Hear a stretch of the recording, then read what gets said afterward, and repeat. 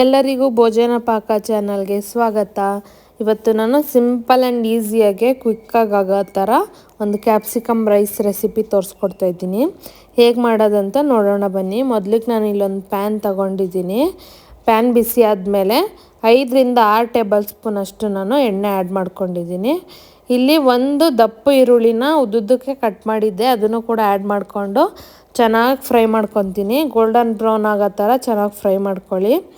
ಈರುಳ್ಳಿ ಚೆನ್ನಾಗಿ ಫ್ರೈ ಆಗಿದೆ ಅನ್ನೋ ಟೈಮ್ಗೆ ನಾನು ಒಂದು ಮೀಡಿಯಮ್ ಸೈಜ್ದು ಟೊಮೆಟೊನ ಚಿಕ್ಕದಾಗಿ ಕಟ್ ಮಾಡಿ ಇಟ್ಕೊಂಡಿದ್ದೆ, ಅದನ್ನು ಕೂಡ ನಾನಿಲ್ಲಿ ಆ್ಯಡ್ ಮಾಡಿಕೊಂಡು ಟೊಮೊಟೊನ ಚೆನ್ನಾಗಿ ಆಯಿಲಲ್ಲಿ ಫ್ರೈ ಮಾಡ್ಕೊತಾ ಇದ್ದೀನಿ.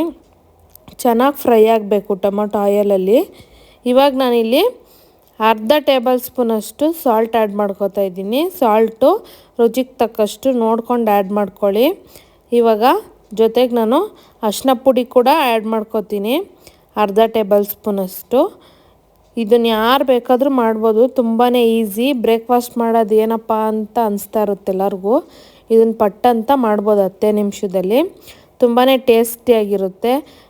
ನಮಗೆ ನೈಟ್ ಲೆಫ್ಟ್ ಓವರ್ ರೈಸ್ ಇದ್ರೂ ಈ ರೆಸಿಪಿನ ನಾವು ಆರಾಮಾಗಿ ಮಾಡ್ಕೋಬೋದು, ತುಂಬ ಚೆನ್ನಾಗಾಗುತ್ತೆ. ಇವಾಗ ಅರಿಶಿನ ಪುಡಿ ಸಾಲ್ಟ್ ಹಾಕಿದ್ಮೇಲೆ ಚೆನ್ನಾಗಿ ಒಂದ್ಸಲಿ ಫ್ರೈ ಮಾಡ್ಕೊಬೇಕು. ಎಲ್ಲದಕ್ಕೂ ಚೆನ್ನಾಗಿ ಮಿಕ್ಸ್ ಆಗೋ ಥರ ಫ್ರೈ ಮಾಡ್ಕೊಳ್ಳಿ, ಇಲ್ಲಾಂದರೆ ಅರಿಶಿನ ಪುಡಿ ಸ್ಮೆಲ್ ಹಂಗೆ ಇರುತ್ತೆ. ನಾನಿಲ್ಲಿ ಮೀಡಿಯಮ್ ಸೈಜ್ದು 2 ಕ್ಯಾಪ್ಸಿಕಮ್ನ ಉದ್ದುದ್ದಕ್ಕೆ ಕಟ್ ಮಾಡಿ ತೊಗೊಂಡಿದ್ದೀನಿ. ನೀವು ಬೇಕಾದರೆ ಚಿಕ್ಕದಾಗಾದರೂ ಕಟ್ ಮಾಡ್ಕೋಬೋದು. ಕ್ಯಾಪ್ಸಿಕಮ್ನ ಎಣ್ಣೆಯಲ್ಲಿ ಚೆನ್ನಾಗಿ ಫ್ರೈ ಮಾಡ್ಕೊಳ್ಳಿ. ಚೆನ್ನಾಗೇ ಫ್ರೈ ಆದಮೇಲೆ ನಾನಿವಾಗ 1 ಟೇಬಲ್ ಸ್ಪೂನಷ್ಟು ಧನಿಯಾ ಪೌಡರು, 1 ಟೇಬಲ್ ಸ್ಪೂನಷ್ಟು ಗರಂ ಮಸಾಲ ಮತ್ತು 1 ಟೇಬಲ್ ಸ್ಪೂನಷ್ಟು ಚಿಲ್ಲಿ ಪೌಡರ್ ಹಾಕ್ಕೊಂಡು ಫ್ರೈ ಮಾಡ್ಕೊತಾ ಇದ್ದೀನಿ. ನೀವು ಬೇಕಾದ್ರೆ ಚಿಲ್ಲಿ ಪೌಡರ್ ಬದಲು ಚಿಲ್ಲಿ ಬೇಕಾದರೂ ಆ್ಯಡ್ ಮಾಡ್ಕೊಬೋದು, ಗ್ರೀನ್ ಚಿಲ್ಲಿ. ನಾನಿಲ್ಲಿ ಖಾರ ಪುಡಿ ಆ್ಯಡ್ ಮಾಡಿಕೊಂಡು ಫ್ರೈ ಮಾಡ್ಕೊತಾ ಇದ್ದೀನಿ. ಚೆನ್ನಾಗಿ ಫ್ರೈ ಆದಮೇಲೆ ನಾನೊಂದು ಅರ್ಧ ಗ್ಲಾಸಷ್ಟು ನೀರು ಆ್ಯಡ್ ಮಾಡ್ಕೊತಾ ಇದ್ದೀನಿ. ಇದಕ್ಕೆ ಸ್ವಲ್ಪ ಚೆನ್ನಾಗೇ ಕುಕ್ ಆಗಲಿ ಅಂತ ಅಷ್ಟೇ. ಇದನ್ನು ಚೆನ್ನಾಗೇ ಫ್ರೈ ಮಾಡ್ಕೊಳ್ಳಿ. ಇವಾಗ ನೀರು ಹಾಕಿದ್ಮೇಲೆ ಚೆನ್ನಾಗೇ ಎಲ್ಲ ಮಸಾಲೆ ಕ್ಯಾಪ್ಸಿಕಮ್ ಎಲ್ಲ ಚೆನ್ನಾಗಿ ಬೆಂದಿರುತ್ತೆ.